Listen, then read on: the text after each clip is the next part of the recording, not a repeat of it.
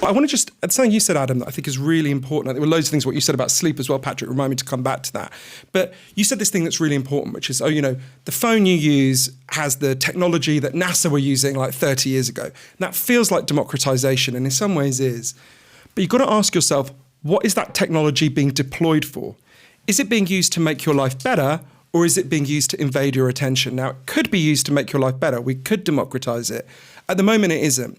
So, and this was explained to me by some of the people who designed these apps, some of the leading figures in Silicon Valley, who've subsequently kind of spoken out because they're horrified by what they've done.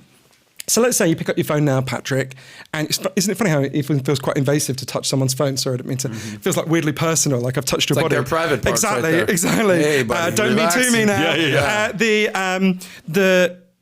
When you, let's say you open your Facebook now, or any of the major social media apps, Facebook, or whichever one you choose, immediately starts to make money, and it makes money in two ways.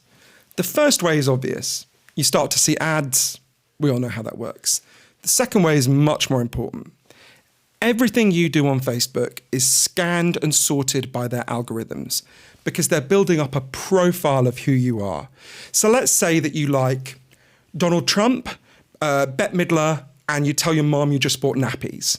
Okay, so I don't think anybody fits in that category. That diagram's going to be like the fucking Elton John, Hillary Clinton, Tucker Carlson one. But let's imagine. So it'll figure out, okay, you like Donald Trump, you're probably conservative. You like Bette Midler, if you're a man, you're probably gay. And you're talking about diapers. Okay, you've got a baby.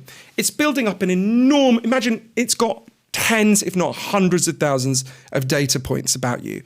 It's learning all about you. Data is what you're saying. In order to be able to manipulate you, because you are not the customer of Facebook. You're the product they sell to advertisers. So the reason why they make the big bucks is they go to an advertiser and they say, we can target someone so directly. You're selling diapers? Okay, we can make sure your ads don't go to me. I don't have a baby. We can make sure the ads go only to people. You want to target conservative gay people with babies?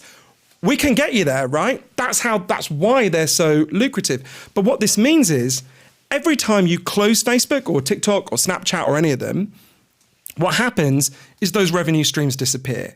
So the business model of all of the existing social media companies is very simple.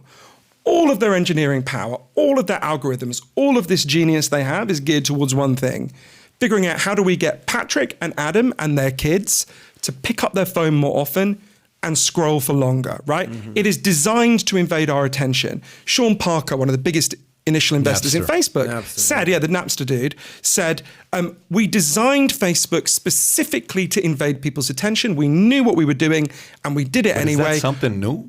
Yeah, well, it's a much deeper form of invasion. So you think about a TV ad. Let's say you placed an ad during the Johnny Carson Tonight Show, right?